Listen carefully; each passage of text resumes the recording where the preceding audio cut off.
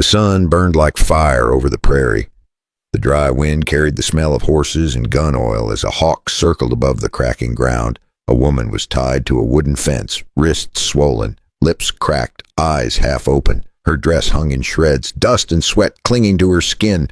For a full day she had not eaten, not even had a sip of water. Flies gathered on the blood dried around the rope. Every breath came like a broken plea. Her name was Eliza Monroe. She had stopped screaming hours ago because no one had come. Now she whispered to the wind, her voice dry as sand, "Spread it open. Do it with force." The words sounded desperate, strange, broken between gasps. She was not begging for shame. She was begging for someone to cut the rope, to end her suffering. The wind carried her voice across the empty hills until it reached a wagon creaking up the trail. A tall man sat at the reins, his hat pulled low, his face burned by years of hard sun. Jackson Hale, 48 years old, a rancher who had lost everything. His land, his cattle, his pride. The cabin ahead was supposed to be his fresh start, bought sight unseen from a seller in town who needed quick money. Jackson remembered the seller's warning back in town. "Careful, Hale. Some folks around here don't take kindly to strangers buying land that isn't meant to be sold." He had laughed it off back then, brushing it aside like small talk over whiskey. But now, that uneasy look in the man's eyes came back to him. Maybe this valley wasn't as quiet as he thought, but what waited for him was not peace. When Jackson reached the cabin, the air shimmered with heat. He saw smoke rising from the chimney and thought someone was trespassing. Then he heard it, a faint cry from the fence line. Weak but human, he jumped down, boots hitting the dry earth. At first, he thought it was a trick of light, a shadow cast by the post. Then he saw her. Eliza, teeth, bleeding, barely breathing. Jackson's throat tightened. He pulled his knife and moved closer. Her eyes flicked open just enough to see him. "Spread it open. Do it with force." Her voice cracked again.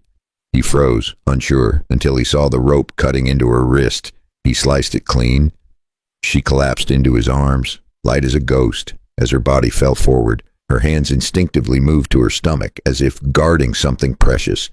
Jackson caught the motion, though he didn't understand it yet. She whispered something faint, barely a breath. "My baby has to live." Jackson froze, the knife still in his hand. Samuel's voice echoed in his head. "Out here, you don't walk past someone in trouble, brother." Maybe that's why he couldn't leave her. But even then, she tried to stand. Her knees gave out. Yet she reached for the fence, refusing to stay down. Jackson caught her before she hit the dirt. There was something fierce behind those tired eyes, the kind of fire that doesn't die easy. Inside the cabin, he laid her on the floor, poured a few drops of water on her lips. He dipped a rag into the water bucket and laid it gently across her forehead. Her skin was burning, her breath shallow. Every time she stirred, she whispered something soft. Jackson sat beside her, listening to the flies outside. When she finally opened her eyes, she whispered, "Thank you. Who's coming back? Who did this to you?" "They'll find me. They always do." Jackson felt the hair rise on his neck. Ooh. The peace he wanted was gone, and as the wind carried the smell of smoke again from the hills, one question burned in his mind. Who was she really? When Eliza woke up, the cabin smelled of coffee and dust. Jackson sat by the table, hat off, a worried look in his eyes. He had cleaned her wounds, wrapped her wrists with torn cloth from his own shirt. The morning heat was already crawling through the cracks in the wall. Outside, the air shimmered like glass. She tried to sit up, still weak. "Where am I? Why did you help me?" Jackson poured her a cup of water, his voice low and steady. "You were tied up at my fence. I couldn't just ride by." She took the cup, her hands trembling as she drank. The water hit her throat like mercy itself. After a moment, she looked up at him. "Why'd you buy land out here? It's nothing but dust and heat." Jackson gave a small shrug, eyes fixed on the window. "Needed a place where the past couldn't find me." She gave a faint, bitter smile. "And me. I guess I was running from mine." The air between them went quiet, heavy but not cold. For the first time, they both understood. Sometimes you don't choose where you end up, only why you keep going. "They'll be back soon." "Who's they?" "Your folks." "No, The kind of men who don't stop until they get what they want. Jackson glanced through the window. The trail below shimmered with heat, but something else caught his eye. A dust cloud. Riders. He stood fast, pulling his rifle from the wall. The wood creaked under his boots. The sound of metal on metal as he cocked the lever. Outside, the horses snorted, hooves scraping the dirt impatiently. Eliza's face went pale. Her breath quickened. They found me. Jackson peered through the curtain. 3 men on horseback moving straight for the cabin. The one in front rode tall, black beard, dark coat. The kind that spoke of trouble. Eliza's voice shook. His name is Malcolm Vane. He's the man who did this to me. Jackson's jaw clenched. The name sounded familiar, like a shadow from another life. He remembered the stories from town, about a land baron who made folks disappear when they refused to sell. And now that man was coming straight for his door. Jackson moved to the table. Loading shells one by one. You stay put. But Eliza grabbed his sleeve. Her eyes were glassy with fear. You can't fight him. You don't know what he's capable of. Jackson met her gaze. I've met his kind before. Outside, the horses stopped. Boots hit the dirt. Voices carried through the hot air. Come on out. Hale, we know you're in there. Jackson froze. They knew his name. He had never told it to her. He looked at Eliza. What did you tell him? Her eyes widened, panic flooding her face. I swear I didn't. But he always finds out. A heavy knock hit the door, then another. The sound rattled the walls. Malcolm's voice boomed through the heat. Eliza, you've made me chase you long enough. Come on out now before someone gets hurt. Jackson took a breath, his hand steady on the rifle. The air outside was still. If you open that door, she whispered, you'll never close it again. The door shook under another hit. Jackson tightened his grip. The door burst open. 3 men stepped in, dust swirling around their boots. The air in the cabin went still. Malcolm Vane filled the doorway like a storm cloud, eyes sharp, hand resting on his gun. Well now, he said slow, there's my runaway wife. Eliza froze, her hands clenched together. Jackson took 1 step forward, rifle low but ready. This is private property, he said calmly. Malcolm smiled, that kind of smile that never reached his eyes. Everything I touch is mine. That woman included. Jackson could feel the old anger rising in him, the same kind that had burned when he lost his ranch, his family, his brother. He kept his voice steady. The lady says she's not your wife. Malcolm's eyes darkened. The law says otherwise. Cowboy, one of Malcolm's men, a skinny fellow with a scar down his cheek. Moved closer, his hand near the pistol. Jackson didn't move, didn't blink. Something in his gut told him this was more than a domestic fight. This man reeked of cruelty. Malcolm took a slow step forward, eyes scanning the cabin. You know, Hale, he said softly. You remind me of someone, a rancher I once met up north. Stubborn old fool who thought land and honor were worth dying for. Jackson felt a chill. Samuel Hale. Malcolm continued, almost enjoying the sound. Yeah, that was his name. The world tilted. Jackson's brother, the same Samuel who had been found shot on a trail 6 months ago. The same trail near Malcolm's land. His breath came hard. What did you just say? Malcolm grinned. Guess he should have sold when he had the chance. Jackson's hand went to his revolver. But Malcolm raised his palm. Hold on now. Let's do this proper. He tossed his coat aside. You and me. 1 draw, 1 chance. You win. I walk away, but I win. The woman comes home. Eliza stepped between them, her voice cracking. No, please, he'll kill you. Jackson's eyes never left Malcolm's. He already killed my brother. The 2 men walked outside. The sun hung heavy. Malcolm smiled, sure of victory. Jackson's grief turned to cold focus. This was about justice. The air turned heavy. Jackson could hear his own heartbeat, slow and steady. Malcolm's eyes narrowed, one corner of his mouth curling into a smirk. The wind died, the whole prairie holding its breath. Somewhere far off, a hawk cried, then silence. 1 Jackson's fingers twitched. 2. Sweat rolled down his cheek, stinging his cut lip. Their eyes locked. 2 men staring down the line between life and death. 3. Then came the flash, bright and final. The world exploded. If you've been listening this far, you might want to take a slow sip of tea and let your heart settle a bit. Go ahead, breathe. And before we move to the next part of the story, tell me something. What time is it right now, and where are you listening from?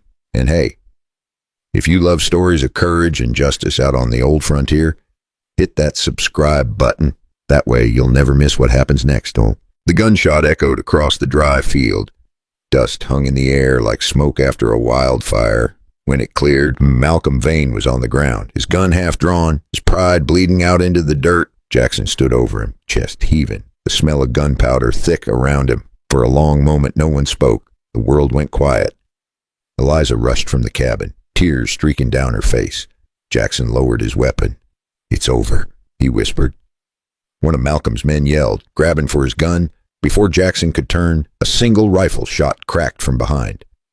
The man dropped, clutching his arm. Eliza stood in the doorway, the old rifle still smoking, but as Malcolm hit the ground, his eyes flicked open for one last moment, blood on his lips, but a cruel smile still there. "You think this ends with me, Hale? You don't even know who owns this valley." His blood mixed with the dust, but that wicked grin stayed. "They'll come for what's theirs." Then he went still, the wind carrying his last words into the dust. Her voice steady, her aim perfect. "The next shot won't miss." Jackson stared at her, amazed. The fragile woman he had found tied to his fence was gone. This one was fierce, calm, and ready to fight for her life. He walked to her, still catching his breath. "Where did you learn to shoot like that?" She looked at the rifle, then back at him. "My father taught me, before everything went bad. Inside the cabin." She sat down slowly, her hands trembling again. Jackson poured her water, but she pushed it away, one hand pressing against her stomach. He froze, eyes narrowing. "You hurt." She shook her head. Then, after a long pause, whispered, "I'm pregnant." The word hung heavy between them. Jackson blinked, unsure what to say. The realization hit him like a punch. All this time she hadn't just been running from a cruel husband. She was running to protect a child. Eliza's voice cracked as she continued. "It's not his baby. The man I loved died before he even knew. When Malcolm found out, he said the child would be his heir whether I wanted it or not. I had to get away. I had to keep my baby safe." Jackson stared into the fire. He understood. She wasn't running. She was protecting the last piece of love she had left. Outside, a horse neighed. Jackson looked through the window. Saw movement down the trail. Not more gunmen. This time, the glint of metal badges in the sun. Lawmen. Eliza gripped his arm, panic returning to her eyes. "They'll never believe me. They'll think I killed him." Jackson's heart pounded. He looked at her, then at the lifeless body of Malcolm in the dirt. And he realized the hardest part of this fight was just beginning, because when the law arrives, truth doesn't always matter. The sun had started to set when the lawmen arrived. The air smelled of dust and smoke. Sheriff Morrison dismounted first, his eyes scanning the scene. The dead man, the woman holding a rifle, and Jackson standing quiet beside her. Morrison's eyes narrowed. "That's Malcolm Vane, ain't it?" The man had friends in high places. One of the deputies spoke up quick. "Sheriff, I saw the woman holding the rifle. She shot him." Eliza's hands tightened around the gun, but she didn't speak. Morrison turned to Jackson. "You a drifter, Hale, or one of his hired guns?" Jackson reached into his vest and pulled out the silver watch. "This belonged to my brother, Samuel Hale. Malcolm killed him. Look inside." Morrison flipped the watch open. Inside, the small folded map trembled in his fingers. He looked up at Jackson, his voice lower now. "You're Samuel's brother. I knew him. He was a good man. If what you're saying is true, I'll see this through myself." He listened to their story. He saw the bruises on Eliza's wrist, the papers proving the forced marriage, the silver watch from Jackson's brother. When he saw the map Samuel had hidden inside, his face changed. Justice finally had a shape. 3 days later, the sheriff's men uncovered a cave in the hills north of the cabin. Inside were documents, land deeds, and letters that told the truth about Malcolm Vane. He had been stealing water rights, threatening families, and murdering anyone who stood in his way. The law closed in on every man who had helped him. The court cleared Eliza's name and took back what Malcolm had stolen. She was no longer a runaway, but a survivor. Jackson rebuilt the cabin as summer turned to fall. For the first time in years, he smiled without guilt. One quiet morning, as the sun rose over the hills, Eliza was hanging laundry outside. She looked up, saw Jackson on the porch, and said softly, "The baby kicked for the first time today." He smiled. "What name are you thinking?" She touched her stomach gently. "If it's a boy, Samuel." "For the man who made all this possible," Jackson nodded, eyes misty under the brim of his hat. He looked out toward the horizon, where the sky burned orange.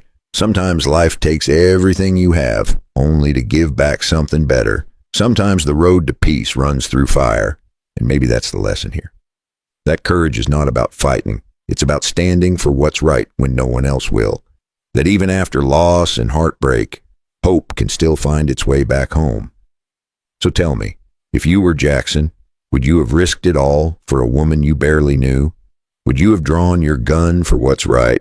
Take a deep breath, sip your tea, and let that thought sit with you for a while. And if this story touched you, give it a like. Share it with someone who might need a little hope today, and hit that subscribe button. Because there are more stories waiting. Stories that remind us that no matter how dark the night gets, the dawn always finds its way back.